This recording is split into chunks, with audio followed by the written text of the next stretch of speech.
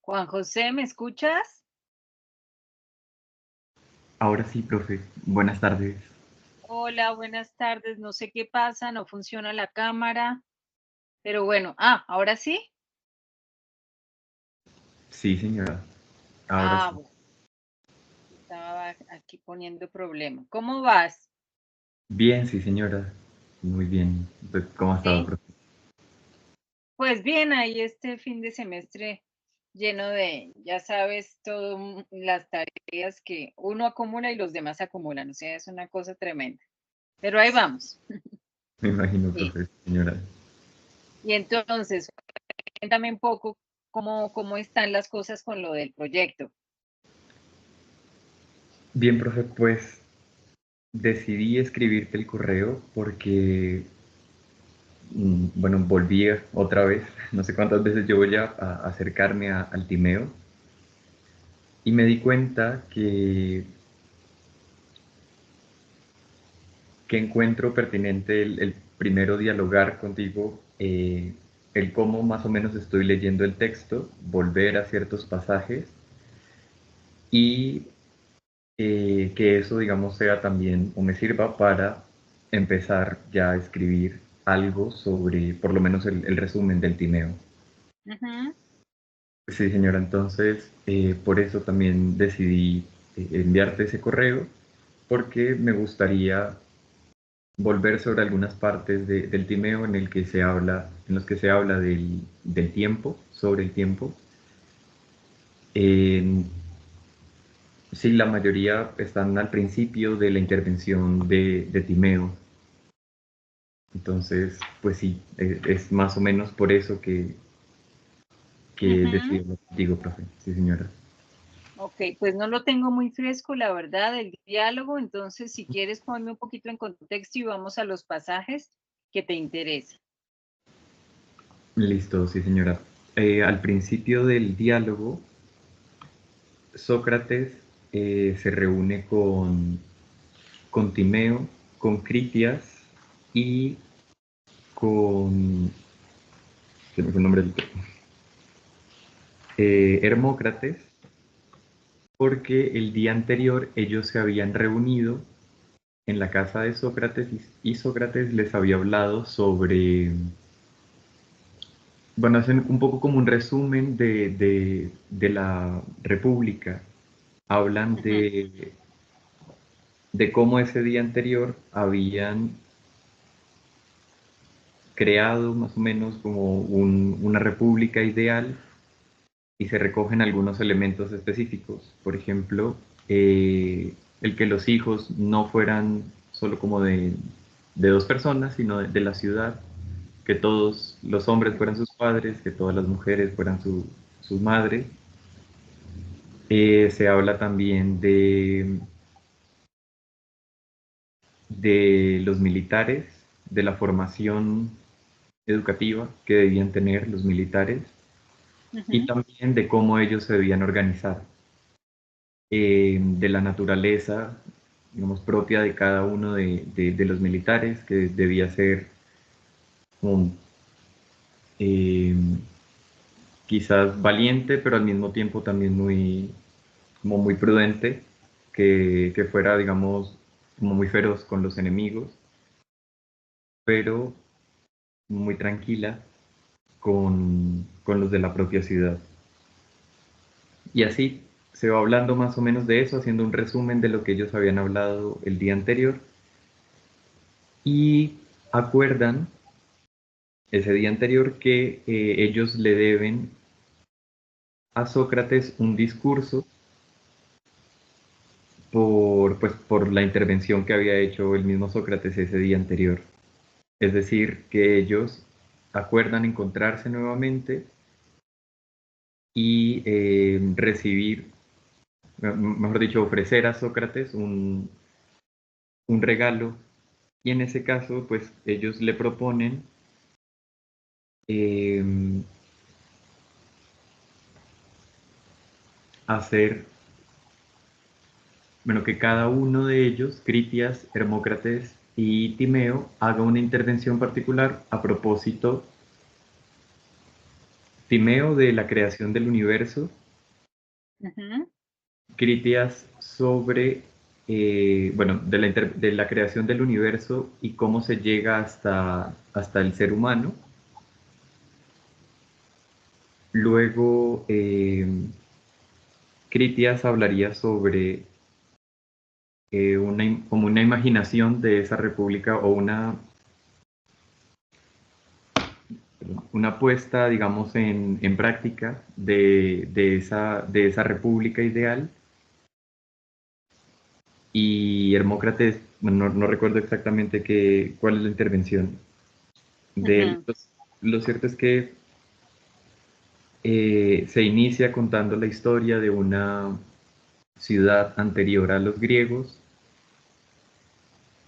em, que había sido pues muy grande y que era la herencia de los griegos y que por eso pues ellos eran tan grandes, los griegos. Pero pues sirve como excusa para que esa ciudad sea la que inspire la narración de esa república ideal que propone Platón, bueno, que propone Sócrates, digo, en el diálogo. ujú. Y así pues inician las intervenciones, inicia Timeo, que pues se toma todo el diálogo hablando, él hablando. Más o menos ese es el contexto y ahí vendría, ahí sí, la primera intervención de Timeo.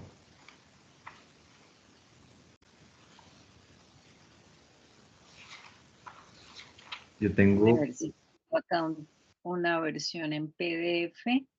sí, sí señora, yo Mira, la tengo aquí buscada. Si quiere, comparto pantalla también, profe. aquí ya la encontré. Ah, A listo, ver si coincide con la tuya. listo, sí señora. Esta Entonces nos ubicaríamos. es la página 170 o el apartado 27C.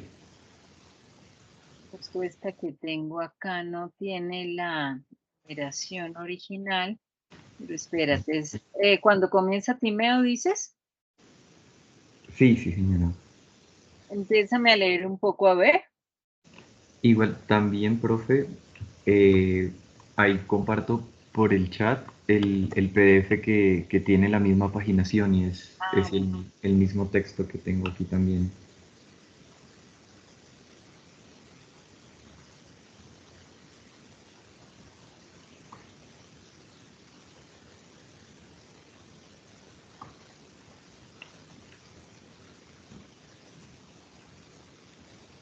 ya parece que se va a abrir. Ah, el de Gredos, ok. Ujú. Entonces, Sí. ¿me decías qué página? Del PDF es la 167 y del texto como tal la 170. Ok, ya estoy ahí. Listo, profe.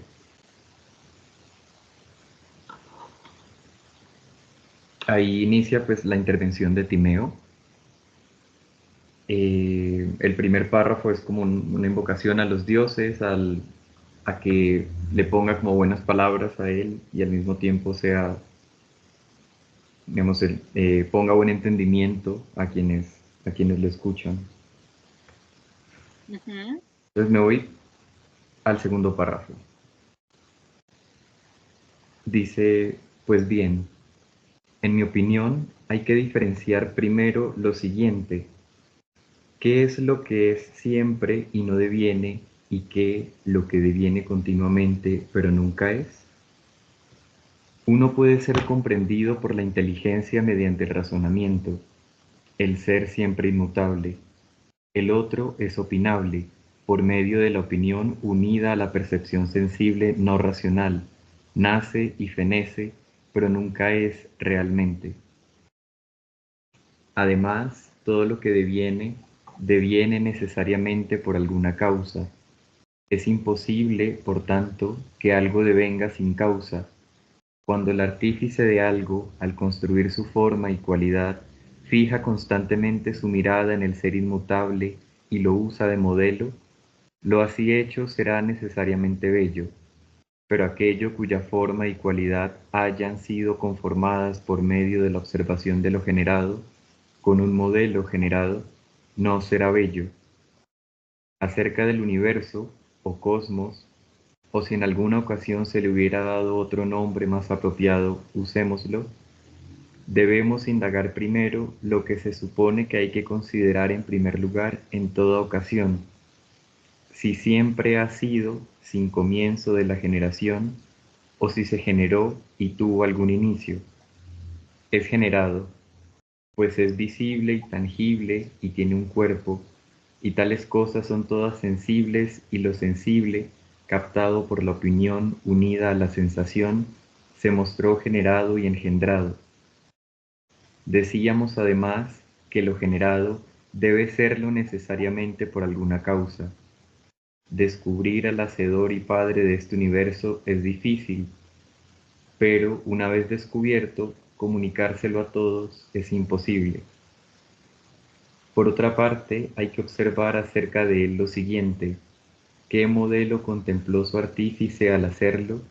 ¿El que es, el que es inmutable y permanente o el generado? Bien, si este mundo es bello y su creador bueno, es evidente que miró el modelo eterno, pero si es lo que ni siquiera está permitido pronunciar a nadie, el generado. A todos les es absolutamente evidente que contempló el eterno, ya que este universo es el más bello de los seres generados y aquel la mejor de las causas. Por ello, engendrado de esta manera, fue fabricado según lo que se capta por el razonamiento y la inteligencia y es inmutable.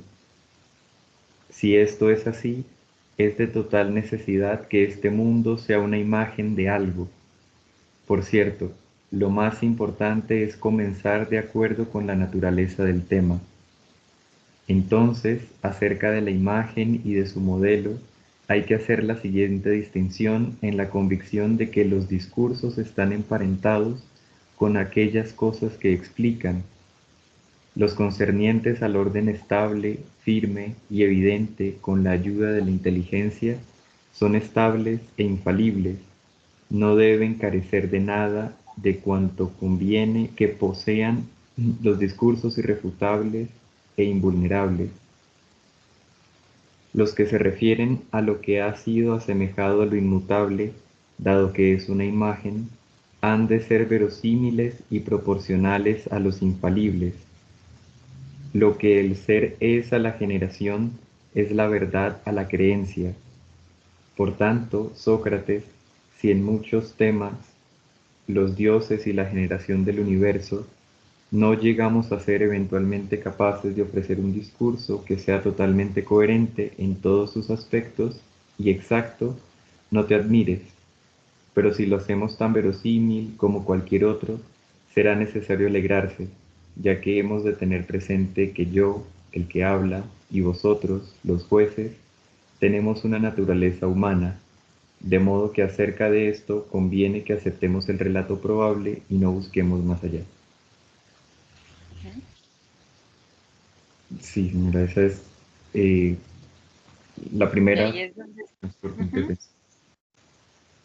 y ahí es donde está una de las afirmaciones que con cierta frecuencia te he escuchado, que creo que es un poco la que suscita la pregunta que quieres hacerte, ¿sí? Sí, ¿Qué es señor. lo que es siempre y no deviene y qué es lo que deviene continuamente pero nunca es? ¿Sí? Sí, señora. Ujú. Bueno, entonces dime un poco cómo has entendido eso que acabamos de leer, a ver en qué puedo yo de pronto ver algo diferente. Pues respecto a la pregunta, entiendo o me parece que Platón ubica al ser en aquello que es eterno, que es inmóvil, que permanece y no se mueve, Por eso al principio de la pregunta dice, ¿qué es lo que es siempre y no deviene?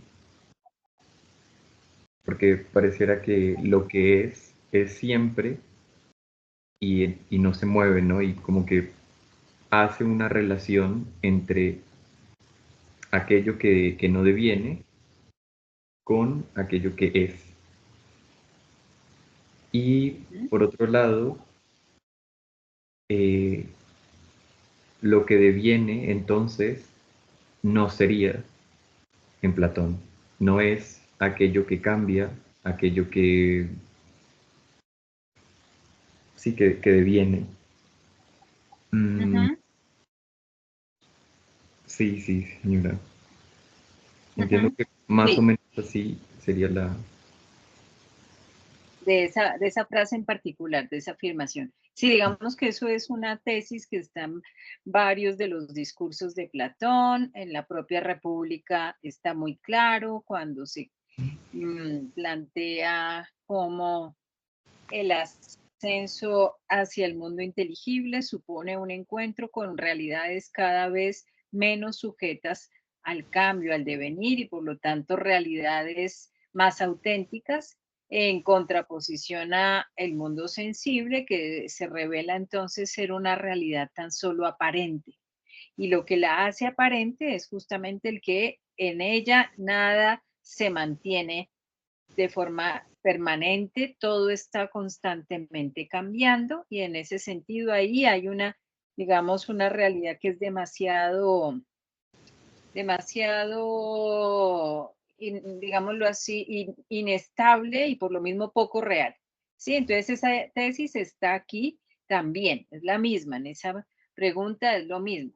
Solo que aquí hay que ponerla en el contexto de la pregunta por el origen del cosmos, por el origen del universo. Ahí es donde tendrías tú que ver si esa pregunta que ha recibido ya respuesta en otros momentos en Platón de forma tan clara, de lo que deviene, no se puede tener un conocimiento, solamente opinión, solo creencia, de lo que es, sí se puede tener un conocimiento verdadero, verdad versus creencia, conocimiento versus opinión, ser versus devenir, sí, es un esquema, digamos, eh, oposicional bastante claro. Entonces aquí la pregunta es, el universo, el cosmos, lo que eh, es el objeto aquí de reflexión, podemos decir que tuvo un origen, tuvo un comienzo en el tiempo o no, fue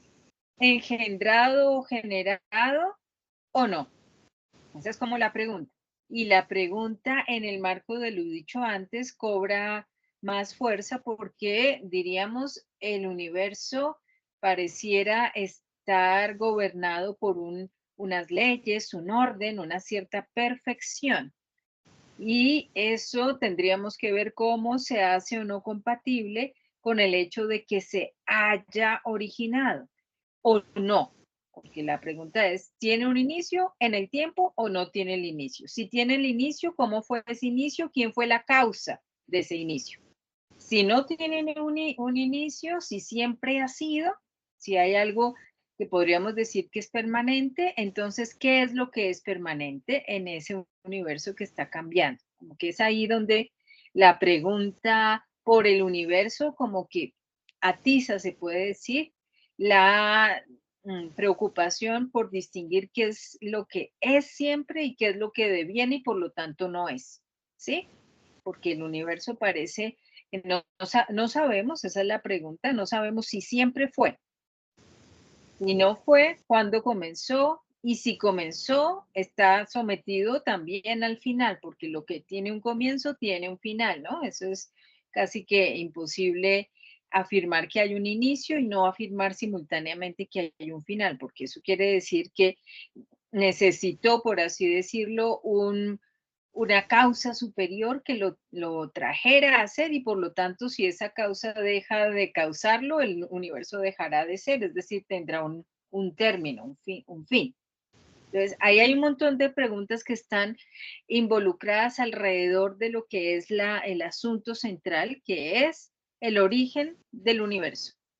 Y aquí lo que dice él es, bueno, lo que parece que hay de tan perfecto en este universo debe ser porque tiene su causa en algo exterior al universo, un modelo que este universo copia. Sí, no sé si lo habías visto así también. Sí, sí, sí, señora, cuando lo llama como una imagen de, Ujú, de, sí, de aquel otro mundo, digamos, eterno, da como esa impresión. ujú. Y habla de un artífice, aquí en otros textos ha hablado Platón de ese demiurgo, de ese que lleva el modelo a la realidad, ¿sí? Es como el que sirve de mediador, el que le da forma, esa forma perfecta al universo.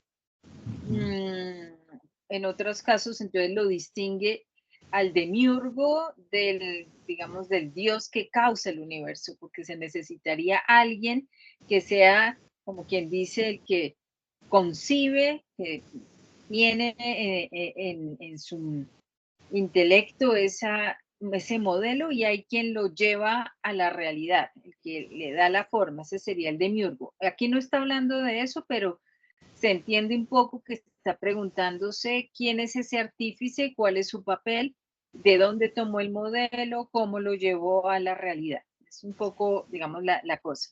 Lo que yo veo es que tú tendrías que mostrar, extrayéndolo un poco a la fuerza, que allí hay una preocupación por el tema del tiempo, porque no es de lo que se está hablando ahí de forma explícita.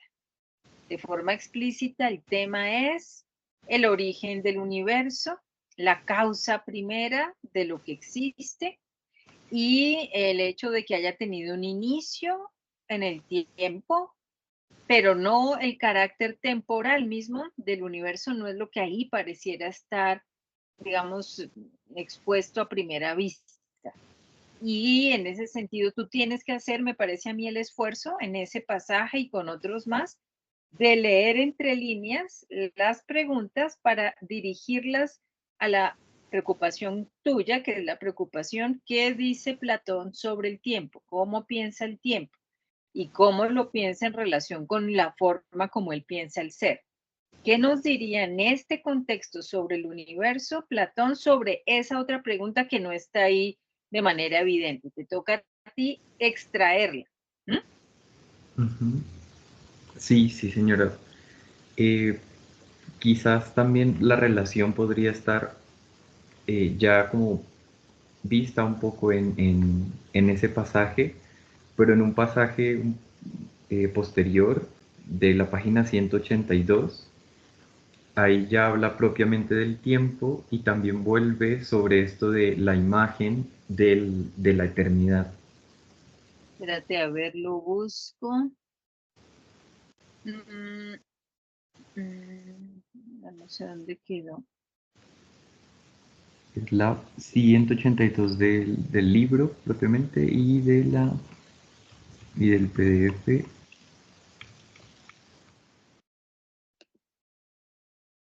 Del PDF la 179 dice. Pero no sé por qué no me abre, como que lo cerré y ahora no supe dónde fue a parar. Entonces toca otra vez aquí en el... Ah, ya. Entonces, ¿qué? Perdóname, 180 ahí. 182, pero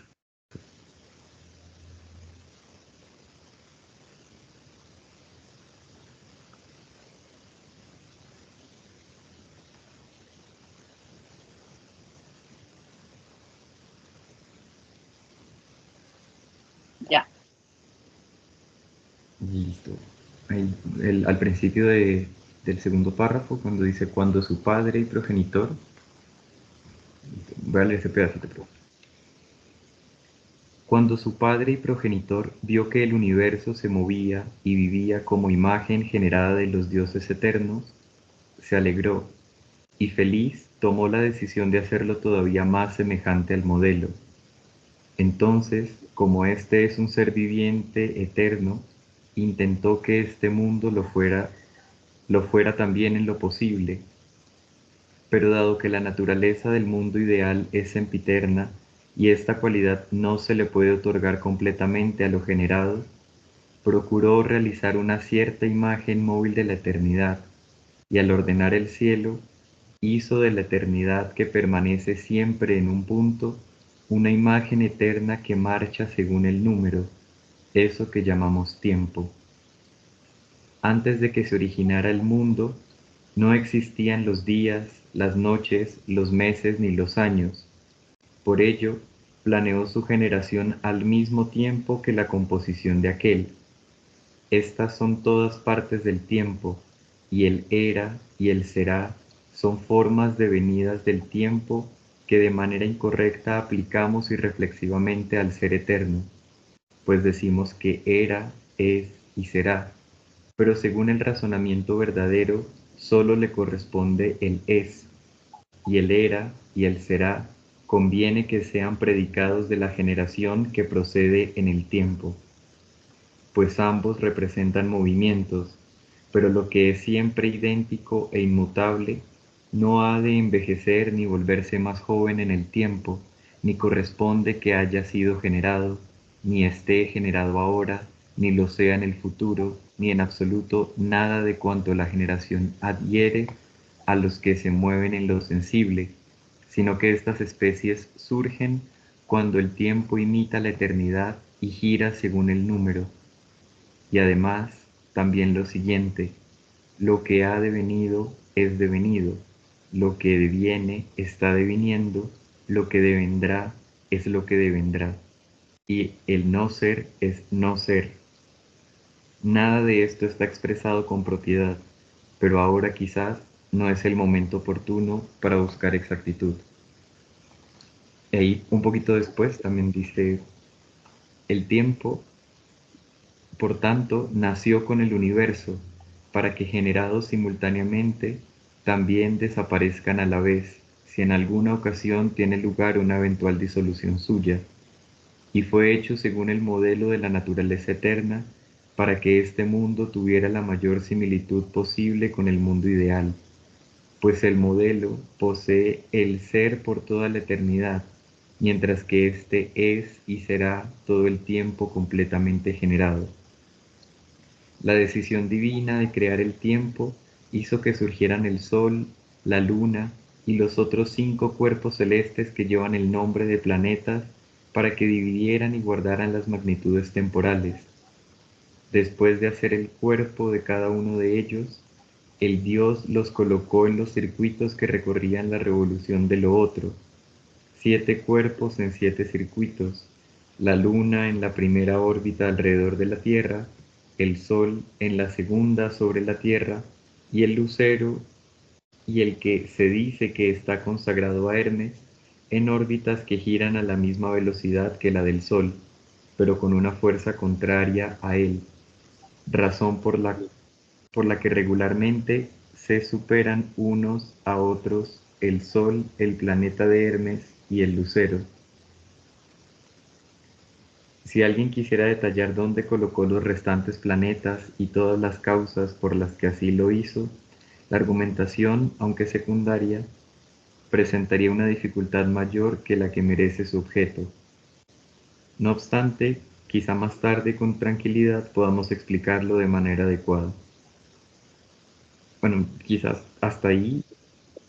Ujú. eh, sí, creo que cuando empieza a hacer la descripción del tiempo, se basa en un modelo de como geocéntrico, ¿no? La Tierra está en el centro y el Sol y los demás planetas alrededor de ella. Ujú. Y ahí, Quizás ¿cómo lees esas líneas que claramente sí ya están abordando el tema del tiempo?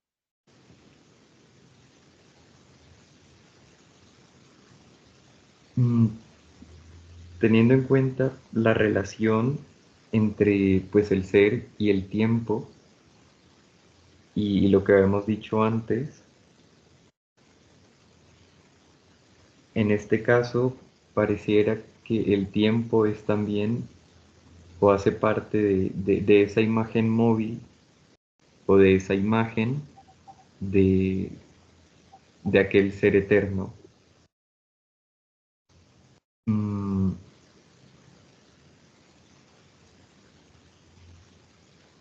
Sin embargo, digamos que mi preocupación es que en la pregunta no se habla, en la pregunta que leímos antes, no se habla del devenir, no se habla del tiempo, sino que se habla del devenir.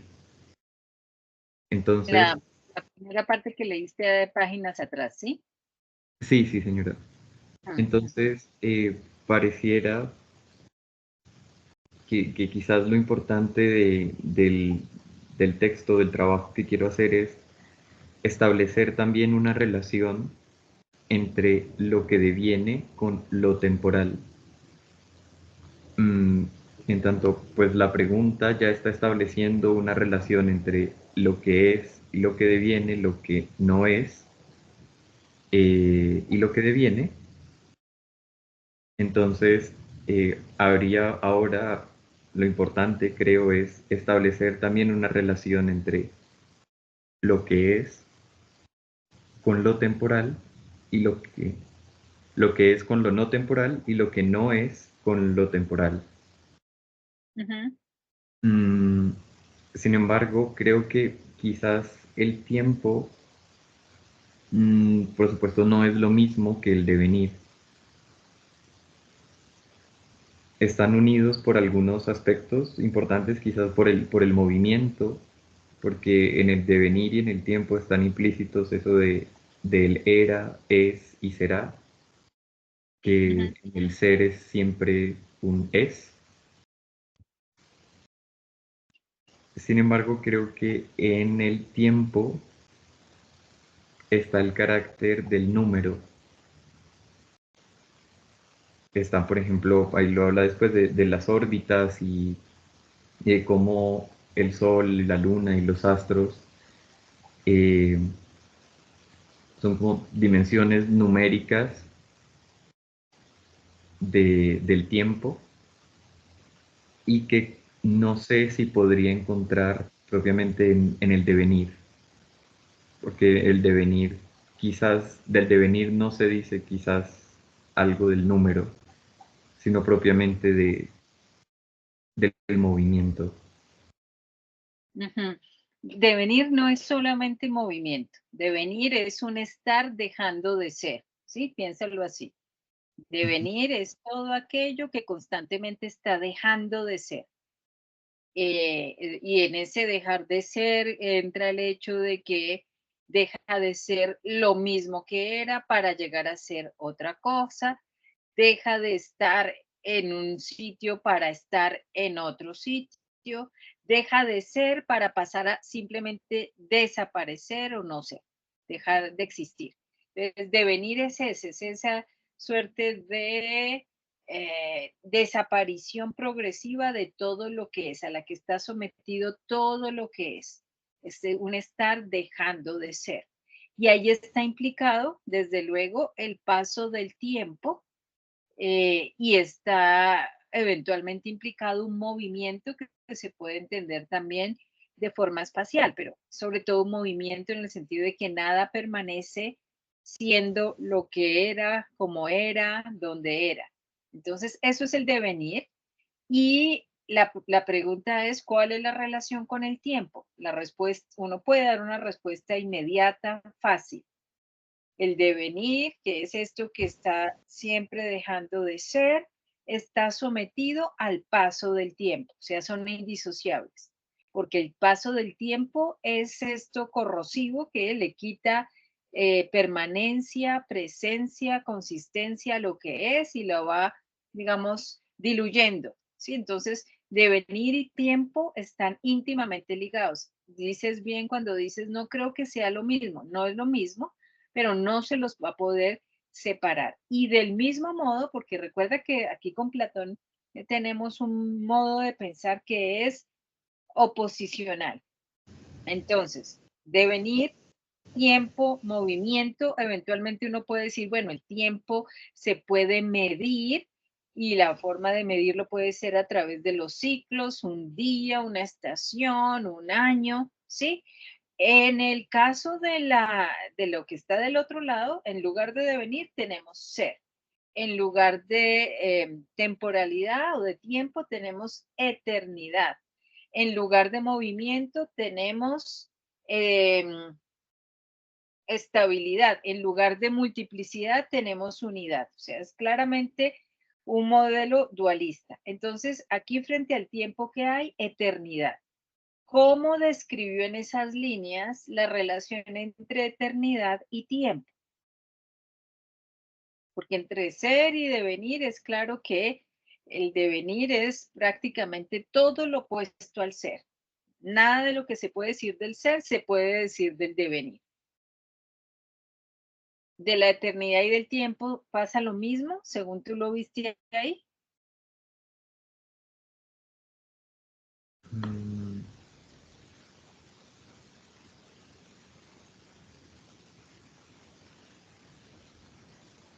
Uno diría que de pronto este tiempo se puede decir como era, es, ujú. será, ¿cierto? Uno podría tratar de describir algo que el mismo Timeo dice que es muy difícil, que no encuentra las palabras, pero que contentémonos con lo poquito que podemos decir. El tiempo es un estar pasando de era a un es, a un será, y en eso uno podría incluso decir, es un estar pasando de un es a un no es, a un no es. Sí, de alguna manera es cada nuevo momento en el tiempo cancela los anteriores, hace que lo que era ya no sea más.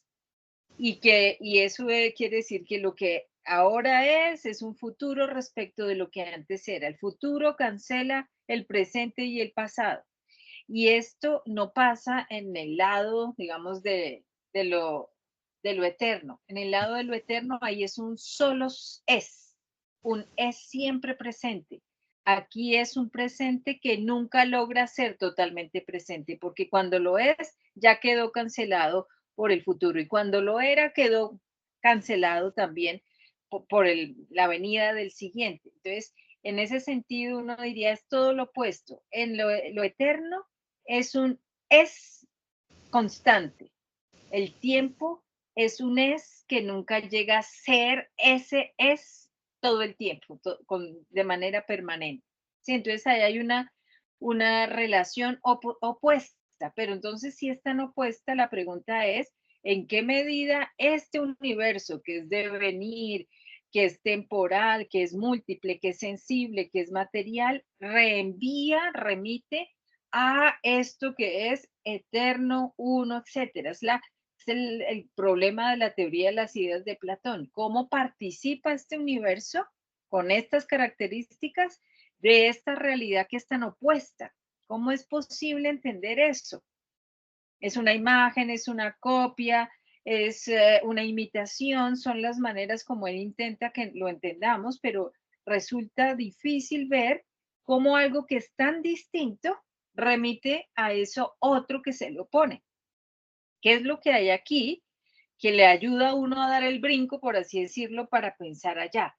Y entonces es lo que de allá aquí todavía más o menos de forma borrosa permanece, pero que si uno hace el ejercicio racional, dice eso que más o menos aquí permanece, permanece porque fuera de este mundo permanece de manera absoluta, ¿sí?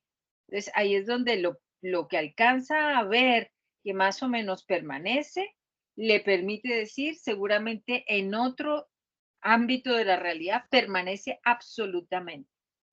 Ahí lo que tenemos es ese eterno tema de Platón, cómo vincular el mundo sensible con el mundo inteligible, el universo que tenemos temporal, material, engendrado, generado, con un modelo que es todo lo opuesto. Eso es lo que tenemos ahí.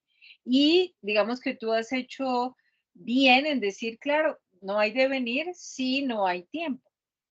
El tiempo es lo que hace que lo que existe en este mundo esté deviniendo, porque es lo que le quitan como su substancialidad, su consistencia, lo va corroyendo, el tiempo corroe, está todo el tiempo haciendo que lo que es deje de ser, eso es lo propio del devenir, entonces son indisociables. Ahí, ¿cuál sería, digamos, la preocupación tuya? ¿Que al tiempo lo podemos medir y al devenir no? Pues sí, porque es que el tiempo de todas maneras es solamente, digámoslo así, un aspecto del devenir, pero pero un aspecto que permite explicar el devenir. Si no hubiera tiempo, no habría devenir. El tiempo comienza a existir en el mismo momento en que hay un universo material sensible. Por eso dice, los dos surgen en el mismo instante. No hay un tiempo previo al universo, y la verdad es que sorprende bastante esta reflexión de Timeo, que no está muy lejos de la que hiciera también Stephen Hawking con su famosa teoría del Big Bang.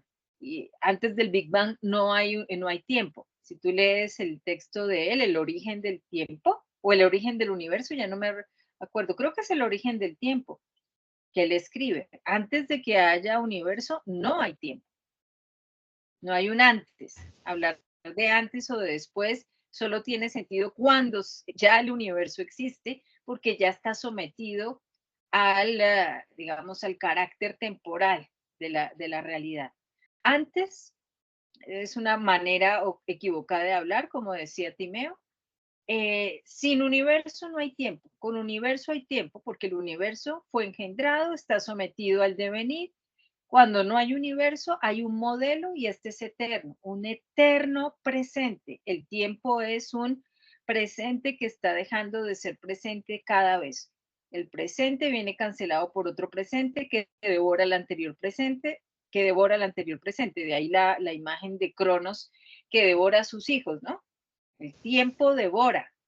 El presente devoró al anterior presente y este será devorado y el otro y el otro y el otro. Entonces el tiempo es eso y claro, los seres humanos nos hemos buscado la manera de medirlo, de volverlo una cantidad, pero al respecto, pues hay muchas formas también de pensar el tiempo. ¿Será ese el tiempo objetivo y hay un tiempo subjetivo?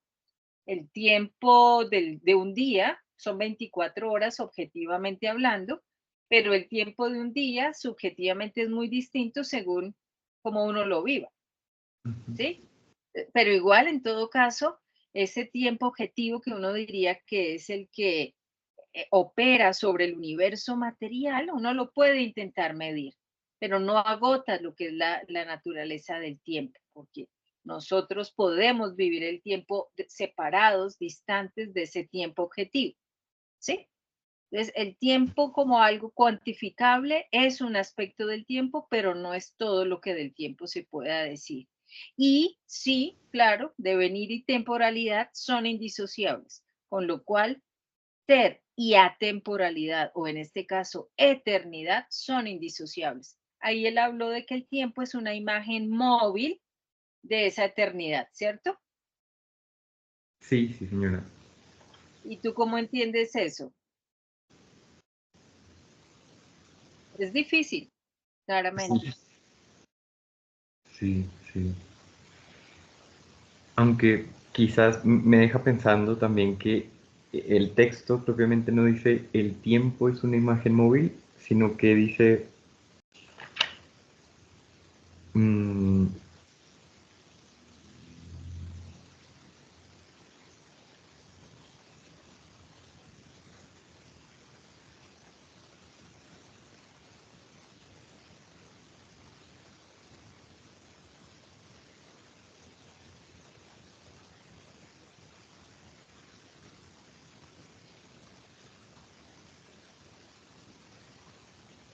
más bien que quizás asocia y, y por eso hablaba de lo numérico.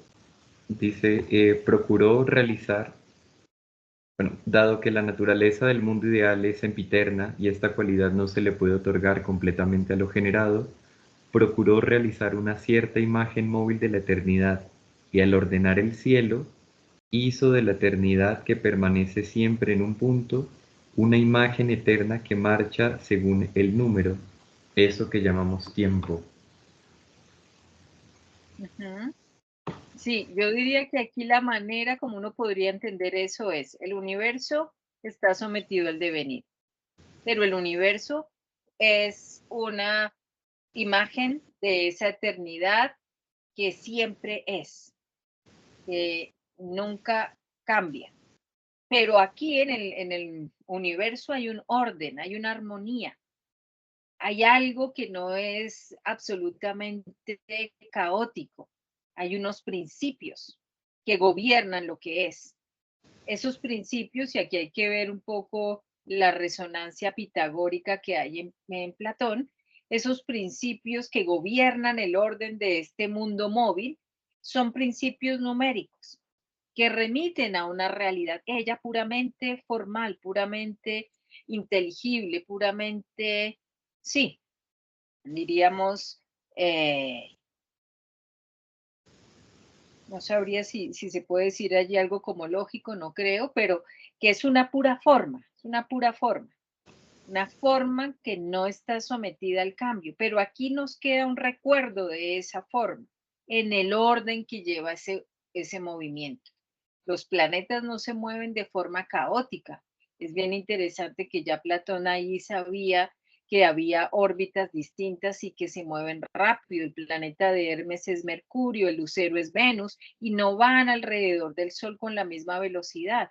Cuanto más cerca está, más rápido va, y él sabía que Mercurio iba más rápido que Venus, lo dijo en esas líneas. Parece que compitieran, que fueran en una carrera. Él desde luego no sabría explicar por qué, nosotros lo vemos mejor ahora, pero ahí había un orden. Ese orden es el que permite decir, aquí hay la presencia de algo que es el orden en sí mismo. Ese orden aquí está, como quien dice, materializado por estos cuerpos que están moviéndose de esta forma ordenada, pero hay el orden en sí mismo. Ese orden es puramente formal, quizás matemático, ideal, y de ese tenemos un recuerdo. Podemos rememorar ese orden cuando vemos lo poco de orden que hay aquí, ¿sí? Aquí las cosas no pasan caóticamente. El día tiene una regularidad. Eh, digamos que los ciclos naturales también nos recuerdan que hay algo así como un principio que todo lo ritma, que no hay algo azaroso. Y esa no azaroso es lo que dice, debe ser el reflejo de algo que en sí mismo es el orden puro, el orden, digámoslo así, eterno. Entonces, en ese sentido es que intenta darle razón de ser a esto que no es caótico en el universo material. Este universo igual no es el mismo, no puede ser visto como el orden per se, porque en él la materia impide esto, la materia, el tiempo, hace que ese orden igual tenga por momentos algunas alteraciones o que no sea del todo perfecto, que encuentre por momentos excepciones o, digámoslo así, perturbaciones. Entonces, eso es lo que Platón dice, debe obedecer al carácter material, temporal de este universo. Ese otro no es ni material ni es temporal. Ese otro es inmaterial y es eterno. Entonces, creo que uno puede empezar a entender allí en qué medida se haría compatible la oposición. Son totalmente distintos, pero este modelo no está del todo ausente acá. Son distintos, pero hay algo en este que recuerda lo que hay allá. ¿Qué es lo que hay aquí que recuerda lo que hay allá? Ciertas formas, ciertas regularidades, ciertas recurrencias. Estas no son siempre perfectas, pero nos hacen pensar que hay un orden perfecto más allá de este. Y lo que hay aquí que vale la pena conocer es solo en la medida en que nos transporta, nos lleva a ese orden mayor. Entonces, volviendo al tema del tiempo, el tiempo sería aquí claramente la condición de todo lo que está sujeto a ese movimiento, a ese cambio, a ese estar dejando de ser, que es el devenir. La pregunta entonces es, ¿qué es el tiempo? No es un ente de este mundo. Es lo que hace que en este mundo todo pase por esa especie de corrosión continua. ¿Qué es el tiempo? Se lo puede pensar como un ente presente o no. Aquí, si te diste cuenta en esas líneas, dice que de lo que hay en este universo podemos decir era y será. Y a veces decimos de lo eterno que era, es y será, y enseguida dice Timeo, pero estamos hablando mal si lo decimos así. De lo que es eterno solo podemos emplear un tiempo verbal, el es. Allá no es que algo fue, sigue siendo y continuará siendo. Eso no tiene sentido expresarlo así para la eternidad. La eternidad solo es, de ella solo se puede decir es en un presente, es el tiempo presente del universo.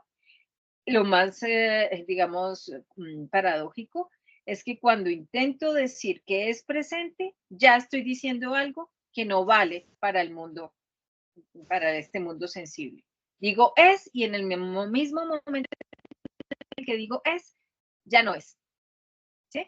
Entonces, ahí hay esta idea de que tratamos de capturar lo que es este mundo del material sensible, temporal, utilizando un tiempo que en estricto sentido no se le acomoda, porque aquí hay el constante no sé. La pregunta tuya, que si no recuerdo mal o hacia allá iba encaminada, es, en medio de todo esto, ¿qué podría decir la filosofía de Platón que es el tiempo?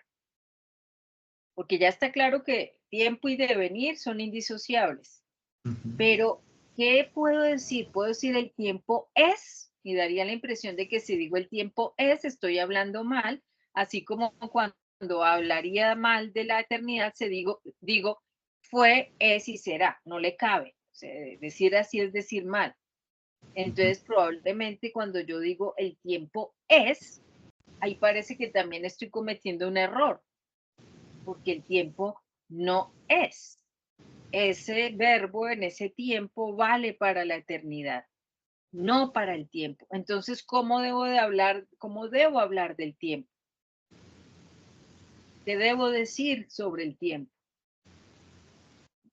Sí, ahí es donde me parece que se vuelve muy interesante poner un poco así contra la pared, por decirlo de algún modo, el pensamiento de Platón para ver qué puede decir más del tiempo que ya no haya dicho pues con estas imágenes. No sé si esto te da alguna pista de cómo abordar el texto. Yo lo que creo es que tú debes, sin enredarte en las cosas y para empezar a escribir, comenzar a hacer como hiciste al comienzo oralmente, una exposición. El diálogo Timeo trata tal y de hecho pues eso ya está, digamos, más que trabajado, las tres partes en las que se divide, los tres temas de los que se ocupa. Tú presentas eso en unas primeritas páginas y luego dices, en nuestro caso, nuestra lectura quiere concentrarse en la pregunta por lo que es el tiempo para Platón y eventualmente verlo a la luz de su comprensión del ser. Para eso nos vamos a ocupar de estos pasajes, por ejemplo, los que acabamos de ver, tratando de problematizar, quizás llegando a la conclusión de que si el devenir no se puede decir empleando los tiempos verbales que aplican para la eternidad, para el ser, entonces algo semejante ocurre cuando queremos hablar del tiempo. Daría la impresión de que no podemos hablar de él. Daría la impresión de que no podemos hablar de él, que es un poco lo que decía San Agustín, ¿no? No, me toca hablar de él y ya no sé qué puedo decir porque de alguna forma es totalmente elusiva su naturaleza en relación con lo que yo puedo mm, afirmar de cualquier otro ente, ¿sí? Es como muy escurridizo. Y aquí podemos estar viendo algunas razones de eso. Y es que la temporalidad supone una imposibilidad de decir el presente y todo lo que decimos sobre lo que es, lo decimos como una forma del presente, ya sea una forma pasada del presente o una forma futura del presente. Y el tiempo no se deja de decir en presente nunca. Sí, profe. Sí, sí. Sí, definitivamente toda esta conversación me da muchas luces de cómo podría abordar el tema del tiempo. Y Y creo que, pues sí, ampliando un poco, haciendo como poniendo con una lupa el tema, se va haciendo más complejo eh, y quizás más difícil saber también cómo extraer de la propia obra de Platón toda esta discusión, quizás intentando ya poner o indagar un poco más, leer entre líneas o no sé si estaría mal aumentar quizás lo que ha querido decir Platón, intentando mostrar como su mejor versión de esta relación que hay entre el ser y el tiempo. Ujú. Sí, no tienes que de todas maneras llenar vacíos donde los hay, sino a lo mejor exponer el vacío, ¿sí? Okay. Puedes de alguna manera darte como tarea, eh, voy a ponerlo así, arrinconar de la mejor forma a Ujú. Platón, a ver hasta dónde puede decir y al final puede hacer que tengas que constatar que no te lo responde, pero hiciste todo el esfuerzo de siguiendo, digamos, la lógica del planteamiento platónico y queriendo ver lo que él es capaz de ofrecer, dar una respuesta, pero al final puede hacer que el misterio del tiempo de alguna forma permanezca todavía muy, muy vivo en Platón. Ahora, de esto, de todas maneras, bastante se ha escrito, ¿no? Entonces, en algún momento tendrás que, de la lectura propia, tratar de ir a otras lecturas para ver hasta qué punto allí hay alguna coincidencia entre lo que tú has visto y lo que otros han visto en Platón sobre el mismo tema.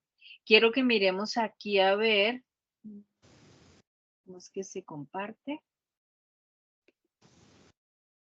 ¿Por qué no puedo compartir? No me aparece el de compartir.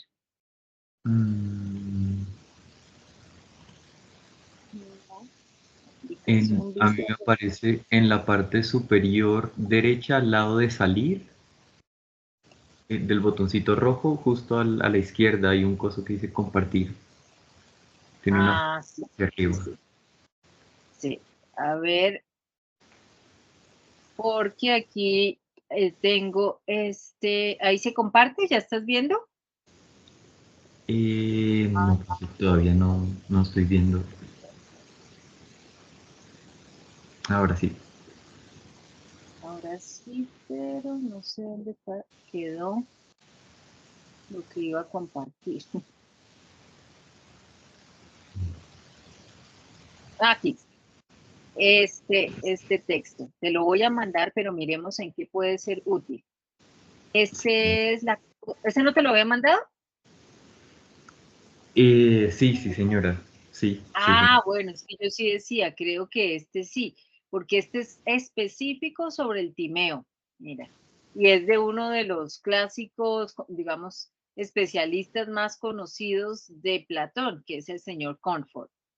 Y entonces, aquí, ¿qué puede haber de interesante? Miremos, primero, él hace, mira, una presentación sobre el tema del ser y el devenir. ¿M? La causa del devenir, el tema del modelo y la copia, eh, y hace obviamente una descripción general del diálogo. Y luego lo trabaja poco a poco, mira, pues va de línea por línea, o sea, es una cosa eh, súper específica, tratando de leer el asunto y mira acá, el tiempo, ay, el movimiento semejante a la eternidad o la semejanza móvil, la semejanza con el movimiento de la eternidad, ¿sí? Los planetas como instrumentos del tiempo. Yo creo que aquí puedes encontrar algunas cosas que puedan ser útiles para mirar, sobre todo porque se está ocupando de los mismos pasajes donde seguramente tú has encontrado pues más pertinente detenerte también. Ujú, sí, señora. Yo creería que esa puede ser una lectura Y creo que después también será importante, por ejemplo, pero no ahora, no te digo en este instante porque puede que no te resulte tan útil, pero mirar un poco lo que Heidegger en tiempo y ser, desarrolló sobre el tema del tiempo en la filosofía antes de él y por supuesto se remonta a los griegos, ¿sí? No en ser y tiempo, sino en tiempo y ser. Ok.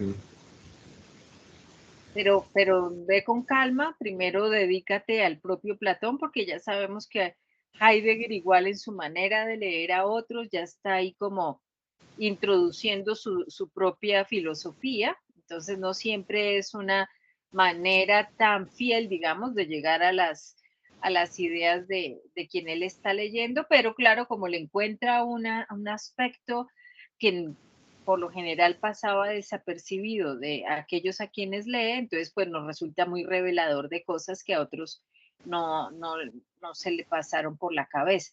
Pero déjalo ahí como en remojo para que después de hacer este primer ejercicio, tú puedas ir allá a ver qué encuentras. Entonces yo diría eso, presentación del Timeo en su conjunto, luego plantear la pregunta que me interesa a mí, la pregunta por el tiempo en este diálogo, luego cuáles son esos pasajes, los puedes incluso parafrasear para que se vea claramente que los has trabajado, que los has digerido y luego empiezas a problematizar un poco de la forma como intentamos hacerlo hace un ratito. Ujú. Yo creo que ahí tienes ya un buen pretexto para empezar a escribir y dos, también para ir dejando cosas de la estructura del trabajo, porque claramente tú tienes que decir, conozco de qué se trata el Timeo, sé que los temas que allí se trabajan suelen ser estos, porque si se llama Timeo o de la naturaleza, es porque los problemas que están ahí son estos, estos y estos. El problema del tiempo no parece ser un problema tan central en este diálogo y sin embargo yo veo allí una clave importante para ver en general otros aspectos de la filosofía de Platón. Ujú. ¿Sí? Y Sí, sí. ahí empiezas a mirar y nos muestras que tienes esa capacidad de leer con cuidado un texto, de hacerle unas preguntas, de ver tensiones, de ver dificultades, te puedes apoyar en lo que el señor Cornford y de pronto otros más. Es un libro bien viejo, por eso seguramente el profesor Hernán pues le parecía ya una reliquia, pero es un clásico. El señor Comfort describió esto en los años 30, 40 del siglo pasado, pero como te digo, muchos todavía nos acercamos a Platón con este señor. Y mira a ver qué dice ahí sobre ese asunto en particular. Listo, profe. Sí, señora. Te había preguntado también en alguna ocasión que, digamos que hay muchas cosas de todo esto que hemos hablado, de Platón propiamente, que, con las que no me encuentro muy identificado. Quizás el hecho de que en el concepto de ser o al concepto de ser en Platón se escape algo que es tan vivencial, sí, que es tan presente como el tiempo, como el devenir, como el movimiento. Mm, entonces, pues mi propósito en ese sentido es intentar en este trabajo mostrar quizás la mejor versión de una lectura de Platón. Por eso intenté, digamos que esa es como la excusa que tengo para personalmente, ¿no? Para este trabajo y es intentar mostrar esa mejor versión de Platón, esa mejor relación que tiene el ser y el tiempo y cómo incluso hay una relación pero también un distanciamiento eh, en el que se escapa del ser una parte quizás de la realidad que es la móvil, la que deviene. Eh, pero entiendo que para efectos de este trabajo no debería tocar, digamos, ese tema, sino mostrar la mejor versión de Platón, mostrar a Cuando Platón. tú dices la mejor versión, no entiendo muy bien a qué te refieres.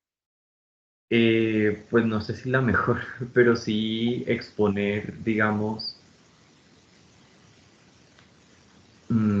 exponer a Platón en todo su, intentar exponer a Platón en todo su esplendor, digamos, Como herencia interna, en la. diríamos, como lo que podríamos decir que es su coherencia interna, que hay un sistema de pensamiento bastante sólido que se sostiene en sí mismo, algo así. Sí, sí, señora, sí, podría ser eso, sí. Y de cara al futuro, a algún otro trabajo, esto ya, por supuesto, creo que es más personal, es luego mostrar, digamos, ya habiendo estructurado o mostrado una lectura sólida de Platón y de cómo estoy leyendo a Platón, a partir de allí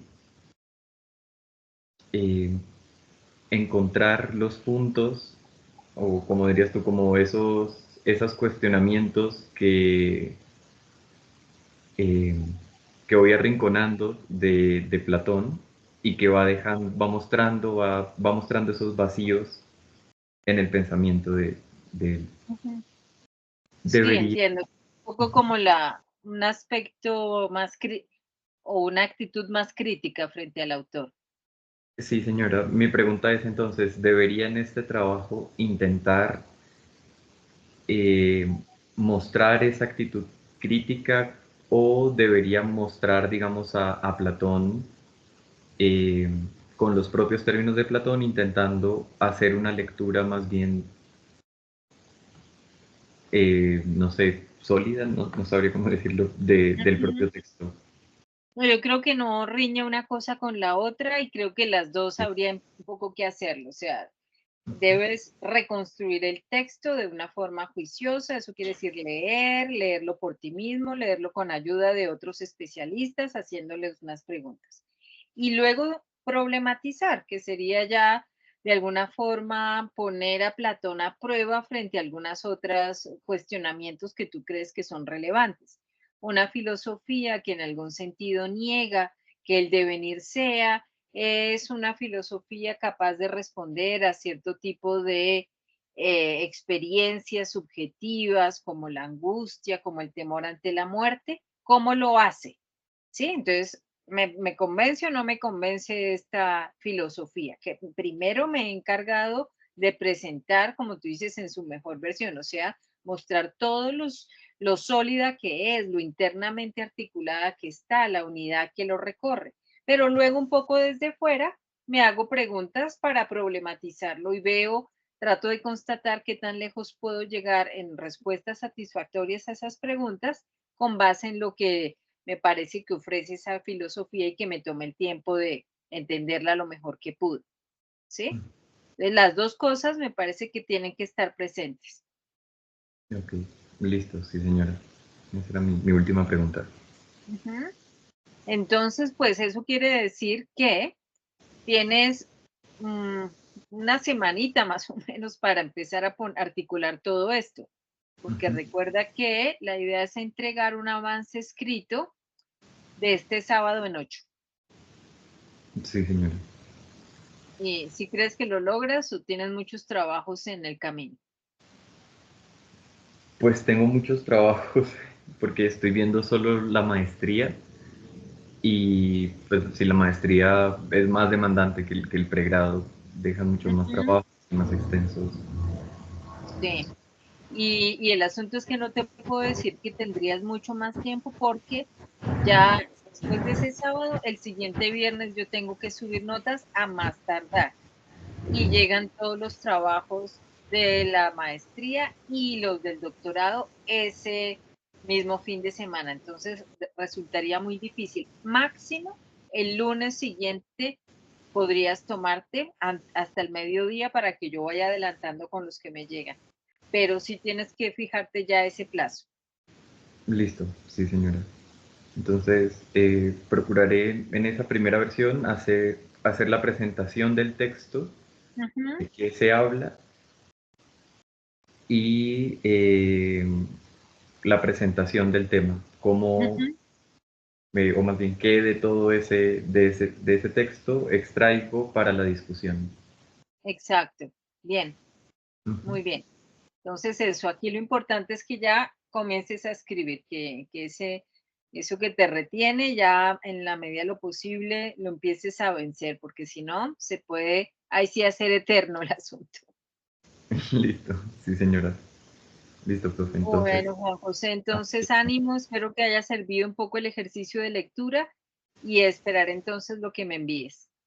listo, sí señora. Muchísimas gracias. Bueno, que estés muy bien. Buen Igual, resto de profe, tarde ya. Chao. profe. Chao, muchas gracias.